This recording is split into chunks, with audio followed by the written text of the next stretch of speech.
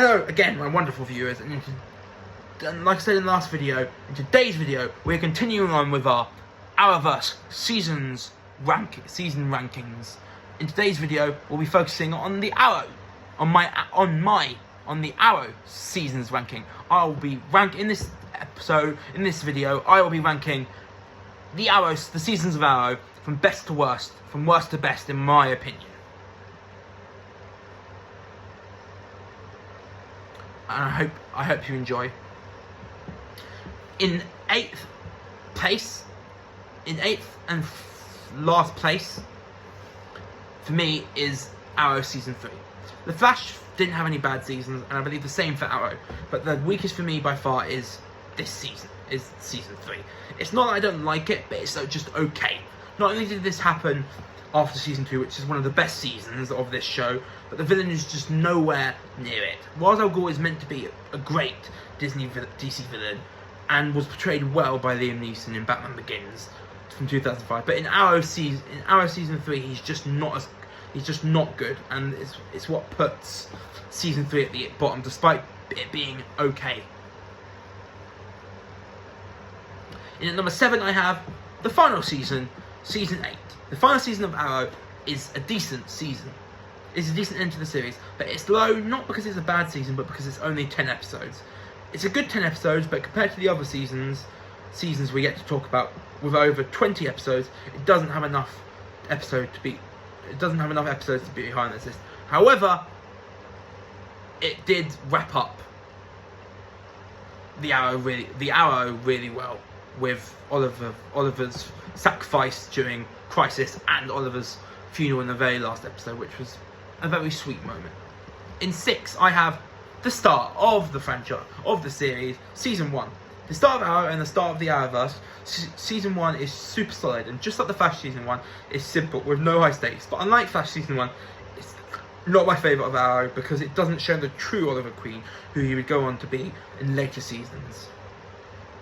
Team Arrow is great, despite only ending the season with 3 members, Oliver, Diggle and Felicity, and the overall villain with Malcolm Merlyn and his evil plan called The Undertaking is solid throughout, which includes son Tommy Merlyn's crushing death, which makes Oliver want to do better, which he does do in later seasons. The flashbacks to Oliver's first year on the NU are also very decent. In 5th, for my Arrow seasons ranking, I have season 7. Season 7 of the Arrow is average. The Ninth Circle were good enough villains, with Dante and Emiko the standouts. Team Arrow is an all-time high in my opinion, and this is the proper start of the Laurel Lance Earth 2 Black Siren redemption arc, which is one of the best redemption arcs I've seen in a while on TV. This season is the solid penultimate season of the Arrow, and just about makes it into the top 5. In at number 4, season 6 of the Arrow. Season 6 of Arrow is an interesting one. It's not perfect, as it is a little bit complicated, with 2 main villains, Caden James and Ricardo Diaz, Laurel Lance of Earth 2, aka Black Siren, playing second fiddle to both, plus a messy plot. The way the season ends is what makes this season great for me, though.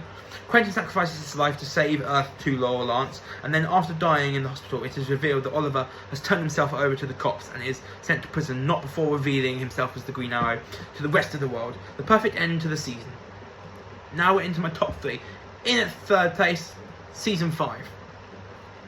We're now into the top, like I said, we're now into the top 3 of Arrow seasons in my opinion, starting with season 5. Season 5 of Arrow for me has the second best villain of the entire series, Josh Shigara's evil Adrian Chase, aka Prometheus, who is amazing. Team Arrow is in its best form in terms of members, with Oliver, Felicity, Diggle, Renee, Dino, Renee and Curtis, who are all amazing in this season. The plot is also great, and they all combine for one great season. In at number 2, I have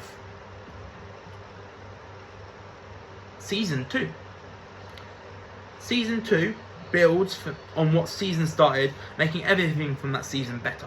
Slade Wilson, aka Deathstroke, is a great villain, and him and killing Moira in front of Oliver and Thea is heartbreaking. Team Arrow is not bigger with Roy Harper, aka Arsenal, on the team, who is a great character, and Sarah Lance returns after being supposedly dead. The flashbacks show how Oliver and Slade became friends in Oliver's second year on the NU, and how Slade was made into a villain, which provided his revenge against Oliver in the season 2's big finale. However, season 4 for me is the best season of Arrow by a small margin over season 2 in my opinion.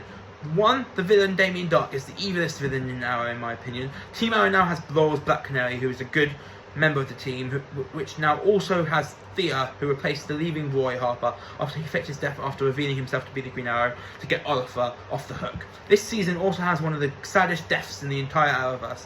Near the end of the season, Damien Dark is sent to prison, but then someone plans to break him out of prison. The Team Arrow goes to stop it from happening, but they're too late. And just as Damien Dark is about to leave the prison after his breakout, he stabs Laura in the gut and with an arrow from Oliver. So she is rushed to the hospital by Oliver in his Green Arrow costume. And while the doctors are able to keep her stable, Laura has a sudden seizure and dies right in front of Felicity, Diggle, Oliver, and Thea. The season ends with a massive fight in Star City, where Oliver avenges Laurel's death by stabbing Damien Dark in the gut, killing him like he did to Laurel.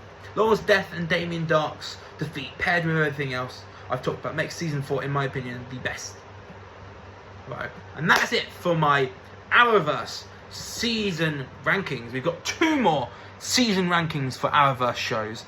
The next one up is the season's ranking for Supergirl.